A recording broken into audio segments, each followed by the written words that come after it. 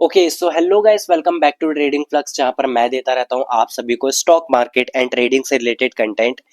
तो गाइस, आज की इस वीडियो में मैं आपसे बात करूंगा कि हम ऐसी कौन सी चीजें रहती हैं जिसे अगर हम अवॉइड करें तो हम प्रॉफिटेबल ट्रेडर बन सकते हैं। ऐसी काफी सारी चीजें हैं जिन्हें आप अवॉइड नहीं कर पा रहे हैं एंड जिसकी वजह से वो आपको प्रॉफिटेबल ट्रेडर बनने से रोक रही हैं। तो चलिए आज हम इसी चीज पर बात करेंगे एंड वीडियो को स्टार्ट करते हैं बिना ही टाइम वेस्ट करे। वीडियो को स्टार्ट करने से पहले चैनल को सब्सक्राइब कर दीजिएगा, वीडियो को लाइक कर दीजिएगा एंड अगर आपका कोई भी डीमैट अकाउंट नहीं है तो डिस्क्रिप्शन में लिंक दी हुई है, वहां से जाकर आप अपना डीमैट अकाउंट ओपन कर सकते हैं। तो चलिए लेकर चलता हूँ मैं आपको अपनी स्क्रीन पर। तो गाइस, यहाँ मैं आपको अपनी स्क्रीन पर लेकर आ चुका हूँ एंड यहाँ पर मैं सारे ये इंडिकेटर्स जो भी है इन्हें मैं रिमूव कर देता हूँ। अब देखिए, यहाँ पर हमने बेसिकली बात करनी थी कि ऐसे कौन से पॉइंट है जिन्हें हम वो इग्नोर कर रहे हैं एंड वो पॉइंट हमें काफी ज्यादा मैटर करते हैं जो हमें प्रॉफिटेबल ट्रेडर बनने से रोक रहे हैं। तो सिंपली आप एक चीज नोटिस करिए कि देखिए, जो क्रिकेट होता है, मैं एग्जांपल के लिए आपको बता रहा हूँ। जैसे टी ट्वेंटी है और यहाँ पर टेस्ट मैच है।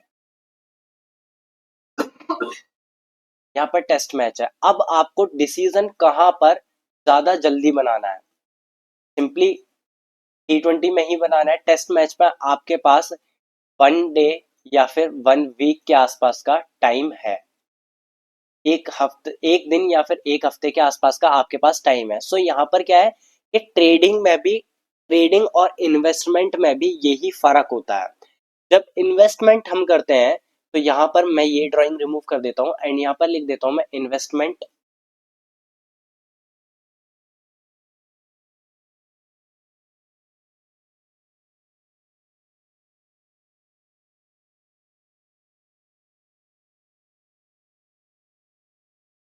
और यहाँ पर मैं लिख देता हूँ ट्रेडिंग।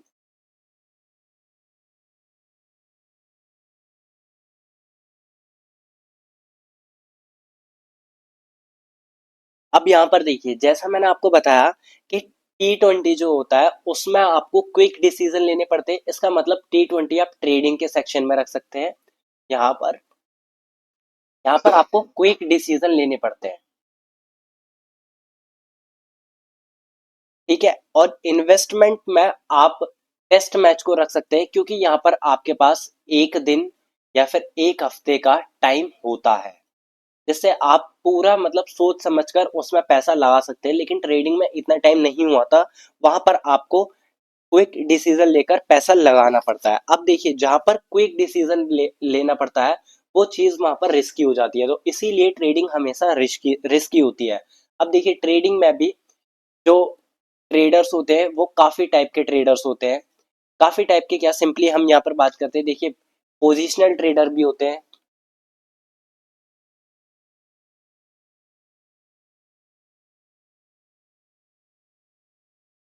पोजिशनल ट्रेडर होते हैं, स्विंग ट्रेडर होते हैं, ठीक है। इंट्राडे ट्रेडर या फिर स्कैल्पर ट्रेडर भी कह सकते हैं आप, स्कैल्पर ट्रेडर होते हैं। अब देखिए, जो पोजिशनल ट्रेडर है उसके पास एक दिन या फिर एक हफ्ते का टाइम है, ठीक है। जो स्विंग ट्रेडर है उसके पास 1 आवर या फिर कह सकते हैं आप कि 2 घंटे का टाइम है। जो इंट्राडे ट्रेडर है उसके पास कुछ मिनट्स का ही टाइम होता है। तो यहाँ पर क्या है कि यहाँ पर क्विक डिसीजंस लेने पड़ते हैं।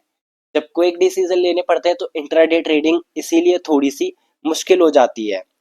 अब यहाँ पर मेन चीज क्या होती है कि आपने भी फील करा होगा या फिर आपने एक्सपीरियंस करा होगा कि आप जो स्ट्रेटेजी यूज करते हैं, मान लीजिए कि आपकी कोई स्ट्रेटेजी है, आपने खुद बिल्ड की है, उसको आप बैक टेस्ट करते हैं। बैक टेस्ट करने के लिए आप यहाँ पर बार चार्ट रिप्ले का यूज कर सकते हैं, जो कि धन का ही एक टूल है। बाकी ब्रोकर्स में नहीं देखने को मिलता है ये टूल। तो यहाँ पर आप क्या कर सकते हैं, बार चार्ट रिप्ले यूज कर सकते हैं ट्रेडिंग वो स्ट्रेटजी की बैक टेस्टिंग करने के लिए। अब मान लीजिए आप कोई भी अपनी स्ट्रेटजी की बैक टेस्टिंग करते हैं एंड जब बैक टेस्टिंग करते हैं तो वहां पर वो स्ट्रेटजी आपको प्रॉफिट दिखा रही है, वहां पर वो स्ट्रेटजी आपको प्रॉफिट देती है। लेकिन जब आप लाइव मार्केट में ट्रेड करते हैं और बेसिकली वो स्ट्रेटजी सही है, वो स्ट्रेटेजी पूरी सही है, स्ट्रेटेजी में कोई कमी नहीं है, लेकिन जब आप लाइव मार्केट में ट्रेड कर रहे हैं तो वहां पर फिर भी आपको लॉस फेस करना पड़ रहा है। ऐसा क्यों हो रहा है? तो ये होता है थोड़ा एक इम्प्रॉपर रिस्क मैनेजमेंट के कंपैरिजन में। अब देखिए यहाँ पर हम पहले पॉइंट की बात करें, जैसा कि हम बात करने आए थे, 5 ऐसे पॉइंट मैं आपको बताऊंगा जिसकी हेल्प से हम अगर वो अवॉइड करेंगे तो उनकी हेल्प से हम कुछ अच्छे अपनी ट्रेडिंग जर्नी में इम्प्रूवमेंट ला सकते हैं। अब देखिए वो 5 पॉइंट कौन कौन से हैं मैं आपको सीरीज में बताता हूँ। पहला पॉइंट है फोमो।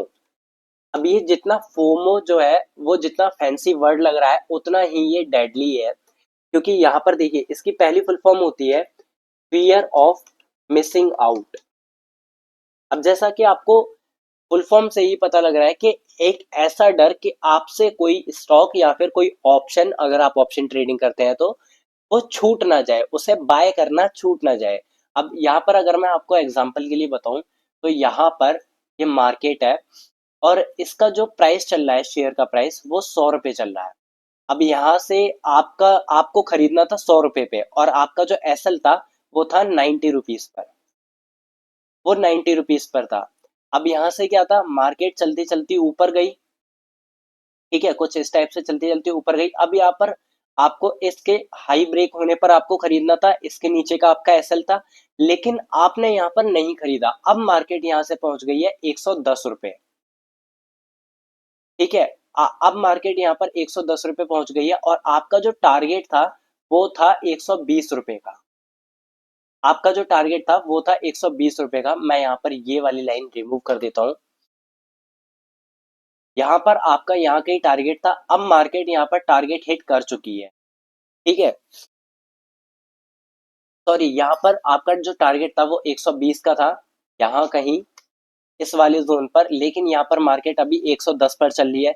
तो आप क्या करेंगे, यहाँ पर 110 पर खरीद लेंगे।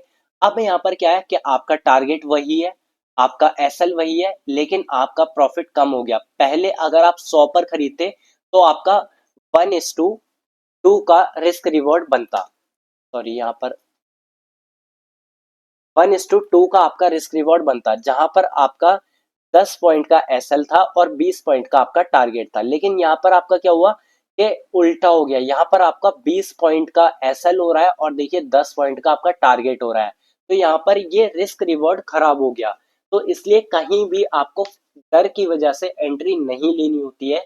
अगर आपका मिस हो गया है तो वेट कीजिए या फिर कोई दूसरे स्टॉक पर स्विच कीजिए, वहां पर अपनी जाकर एनालिसिस करिए और उससे आप अपने पैसा बना सकते हैं। लेकिन यहाँ पर आपको फोमो में आकर एंट्री नहीं लेनी होती।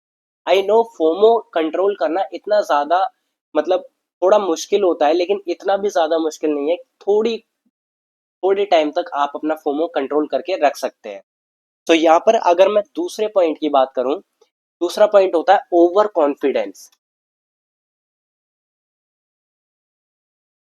दूसरा पॉइंट होता है ओवर कॉन्फिडेंस। अब मुझे ये नहीं समझ आता कि लोगों में इतना ओवर कॉन्फिडेंस आ कहाँ से जाता है। देखिए पहला होता है कॉन्फिडेंस और दूसरा होता है ओवर कॉन्फिडेंस। ओवर कॉन्फिडेंस मतलब बहुत ज्यादा आप अपने अंदर श्योर हो जाते हो किसी भी चीज को लेकर। देखिए पहले क्या होता है, 9:15 बजे 9:15 पर जैसे ही मार्केट ओपन होता है, अब आपके मन में क्या आता है कि 9:16 पर मैं अपना ट्रेड लगा दूं और 9:20 तक मुझे प्रॉफिट हो जाए। तो किस बात की जल्दी है भाई?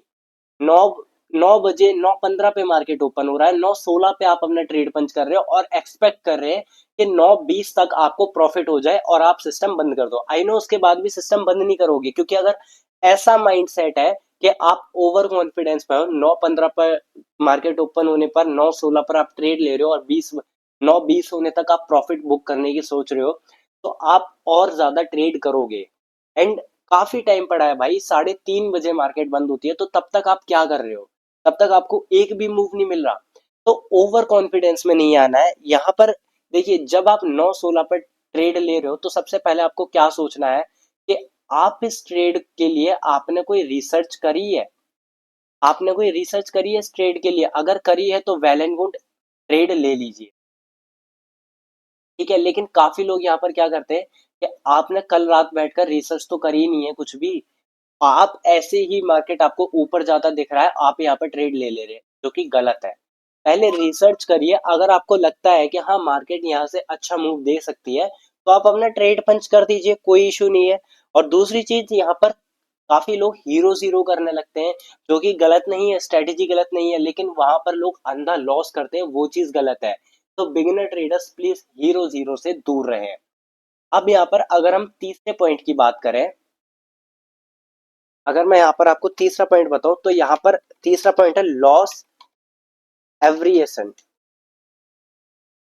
Lot aversion. सॉरी, मैंने गलत प्रोनाउंस कर दिया, लॉस एवर्सन। एक्चुअली क्या है कि थोड़ा सा तबीयत खराब हो रही है, कोल्ड एंड कफ हो रखा है, सो वर्ड्स गलत निकल जाते हैं।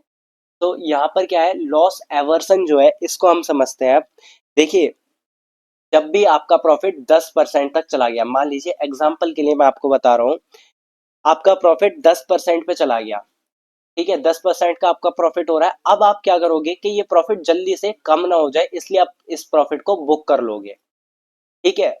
लेकिन यहाँ पर क्या होगा कि अगर आपका प्रॉफिट यहाँ से नीचे गया, अब यहाँ पर आपने एंट्री ली थी, यहाँ पर आपका टारगेट था, आपका टारगेट हिट किया, आपने प्रॉफिट बुक कर लिया, वेल एंड गुड। लेकिन यहाँ पर काफी ट्रेडर्स क्या करते हैं कि वो अपना जो टारगेट है वो यहाँ पर ही बुक कर लेंगे, वो अपना मतलब टारगेट आने का भी वेट नहीं करते, जैसे उन्हें थोड़ा सा प्रॉफिट दिखेगा वो वहां पर ही बुक कर लेंगे, एंड वहां से ऊपर जाने की भी उस स्टॉक में क्षमता होती है।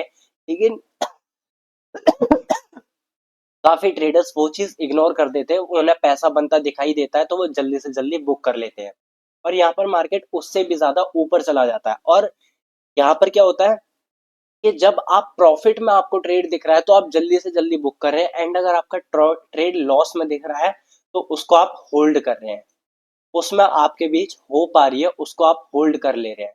तो ये चीज सबसे गलत है, ये चीज नहीं करनी चाहिए, जिसकी वजह से अगर आप होल्ड कर रहे हैं तो वो ट्रेड कभी वापस नहीं आने वाला, वो और लॉस में जाता रहे। तो थर्ड पॉइंट हमारा ये होता है। अगर हम फोर्थ पॉइंट की बात करें, तो वो होता है एंकरिंग। एंकरिंग का सिंपली मीनिंग क्या होता है, देखिए, जैसे आप किसी स्टॉक को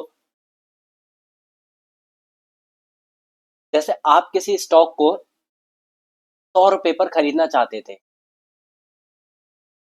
आप किसी स्टॉक को 100 रुपए पर खरीदना चाहते थे, लेकिन आपसे वहां से मिस हो गया, अब वो 110 रुपए पहुंच चुका है, ठीक है। लेकिन आपकी फंडामेंटल एनालिसिस जो है वो बिल्कुल सही है, स्टॉक और ज्यादा ऊपर जा सकता है, लेकिन आपके मन में डर आ रहा है, ठीक है।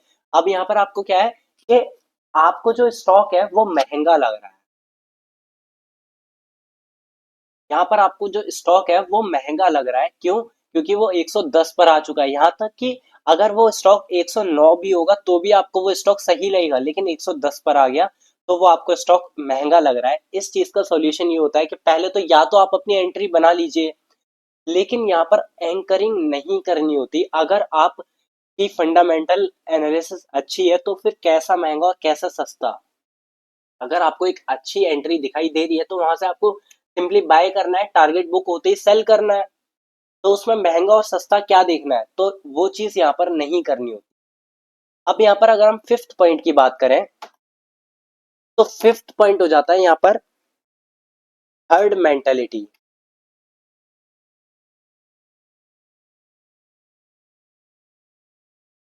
हर्ड मेंटेलिटी का मतलब क्या होता है, देखिए, जब भी मार्केट में आप तेजी देखेंगे तो आप किसी भी स्टॉक में ऐसे ही कूद जाएंगे। आपको दिख रहा है कि हाँ मार्केट में बुल रन आया, मार्केट में बुलिशनेस आई, एंड यहाँ पर आप किसी भी स्टॉक को उठाकर या फिर आईपीओ को उठाकर कहीं भी कूद जाएंगे बिना किसी रिसर्च के। तो वो चीज गलत होती है कि आप कहीं भी न्यूज देखते हैं, आप कहीं भी मान लीजिए आपको कोई टिप मिल गई या फिर कोई न्यूज आ गई या फिर मार्केट में कोई बुल रन चल गया, तो आप क्या करेंगे, बिना रिसर्च करे आप किसी भी स्टॉक में ऐसे ही कूद जाएंगे, जो चीज गलत होती है। तो इस चीज को आपको इग्नोर करना है, आपको वो चीज नहीं करनी है, स्टॉक को ऐसे ही बिना किसी रिसर्च के बाय नहीं करना है। अगर आपकी न्यूज दिख रही है तो उस पर प्रॉपर रिसर्च करिए, उसके बाद ही उस स्टॉक में कूदिए। तो आई होप आपको ये 5 पॉइंट समझ आई होंगे, एंड प्लीज ये 5 पॉइंट अगर आप अपनी जर्नी में इम्प्लीमेंट करते हैं एंड वहां से अगर आपको कोई कोई अगर क्या मतलब आपको जरूर ही कुछ ना कुछ इम्प्रूवमेंट देखने को मिलेंगे आपकी ट्रेडिंग जर्नी में। सो प्लीज कमेंट करके मुझे जरूर बताइएगा एंड ऐसे ही कंटेंट पाने के लिए मेरे चैनल को सब्सक्राइब कर दीजिएगा, वीडियो को लाइक कर दीजिएगा एंड मिलते हैं नेक्स्ट वीडियो में। तब तक के लिए बाय बाय, टेक केयर।